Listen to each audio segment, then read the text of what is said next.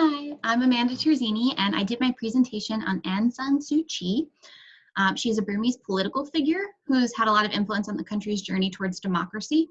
In order to understand her significance, I'm going to talk a little bit about her father and then about some history of the country and its turmoil. Aung San Suu Kyi's father, Aung San, was the face of the first political movement against first the British rule and then the Japanese occupation of Burma. After World War II, when the Japanese occupied Burma, Aung San started the Anti-Fascist People's Freedom League to fight against the Japanese.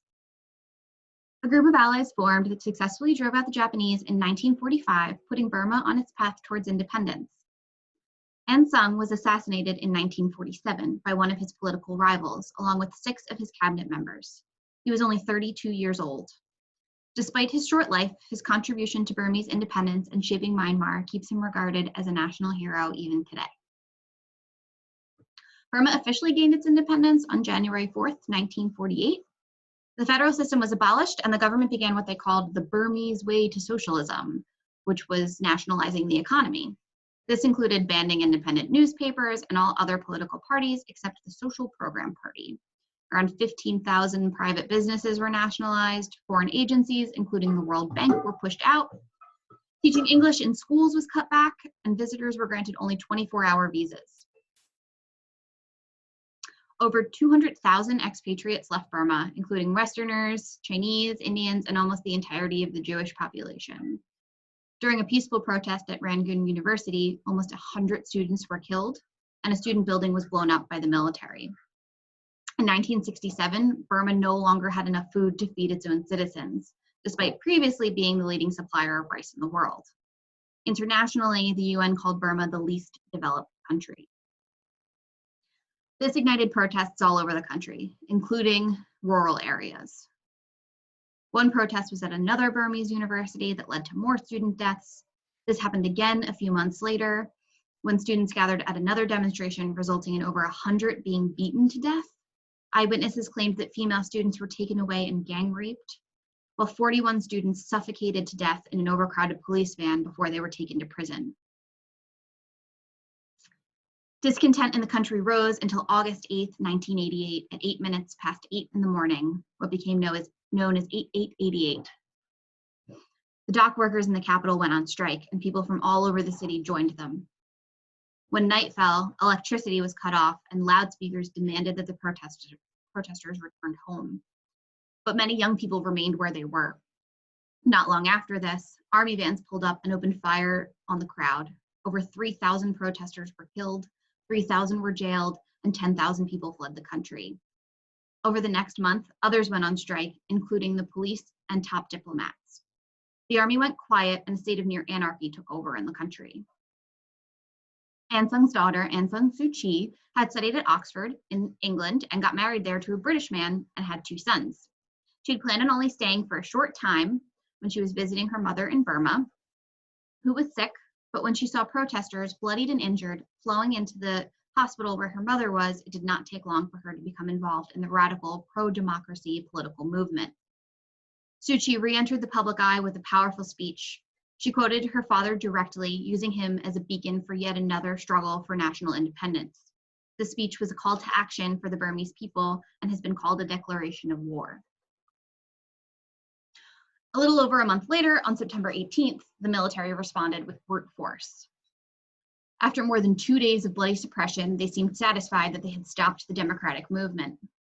The State Law and Order Restoration Council, SLORC, formed. They declared martial law and arrested anyone that advocated for democracy and human rights.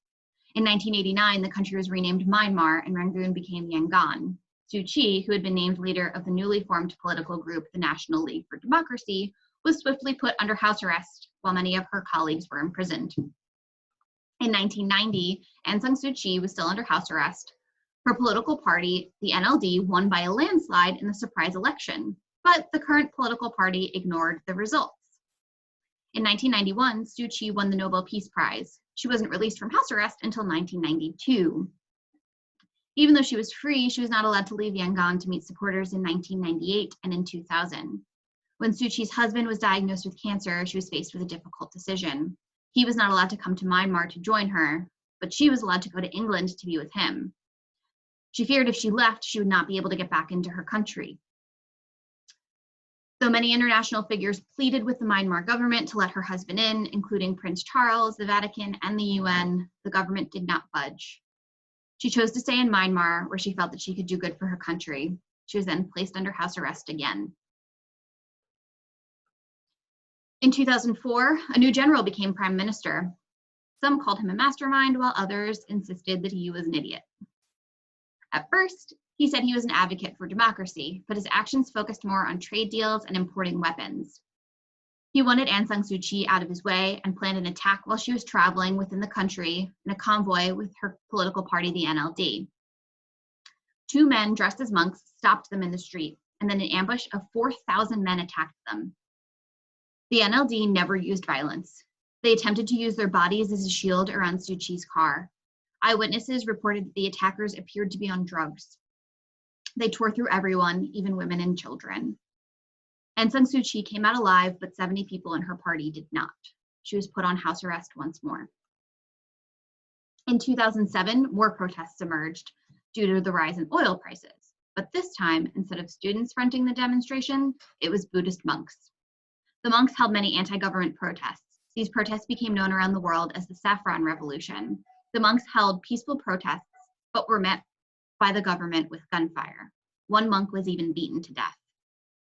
This inspired the formation of a new group, the All Burma Monks Alliance. The monks denounced the government as an evil military dictatorship. They started to refuse alms from the military personnel, which is a religious offering in the Buddhist religion. The monks were demonstrating out front of Aung San Suu Kyi's house one day when she addressed them directly to support their movement. This was her first public appearance in 4 years.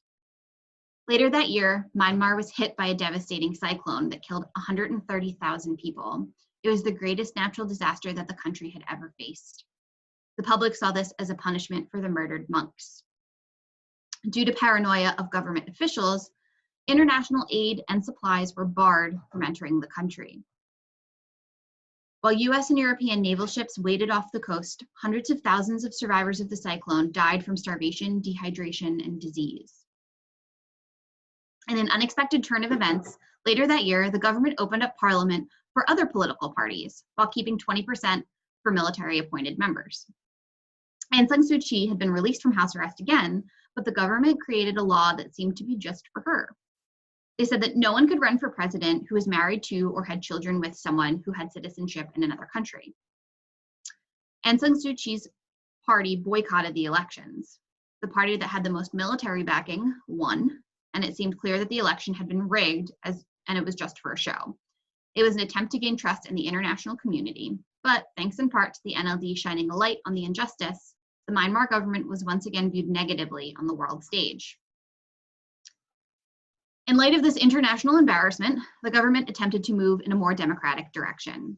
In 2011, Aung San Suu Kyi and her party announced that they would be running for the upcoming elections. In 2012, the NLD won many of the seats in parliament, and Suu Kyi herself was elected as a member of the national parliament, solidifying her position as the head of her party. This popular move in the eyes of the international community opened up many doors for Myanmar. The European Union suspended all non-military sanctions against Myanmar for a year, and President Obama visited Myanmar to offer a hand of friendship. The biggest step forward for democracy that year was probably the appearance of 4 private daily newspapers. They were the first free press in 50 years, and Myanmar began opening up its borders for tourism and businesses. Unfortunately, more tension surfaced in 2017. Turmoil erupted between Buddhists and Rohingya Muslims. Attacks by the Rohingya Muslims on the police and army camps caused fierce retaliation from the Myanmar military. This caused almost 700,000 Muslims to flee into Bangladesh, almost all of them Rohingya. The attack had all the hallmarks of a genocide. There's a large number of political prisoners still incarcerated, and students in Mandalay continue to protest. Aung San Suu Kyi and her government have received a lot of international scrutiny, mainly for reducing the freedom of press. 2 Burmese journalists were imprisoned in 2018 while investigating atrocities committed by the military. Aung San Suu Kyi has been criticized harshly for these military atrocities, and that have taken place since she's been elected. Some believe that she sees it as her duty to defend her country, even if she does not have constitutional control over the military. In addition, many people in Myanmar, which is majority Buddhist, do not care for the Rohingya, or they outright despise them. Being seen to give a patriotic defense of her country in the face of so much international criticism could boost Aung San Suu Kyi's popularity even more before the next general election in November of this year. The international community has condemned her. She's been stripped of her honorary Canadian citizenship. Her U.S. Holocaust Museum Award has been taken away from her.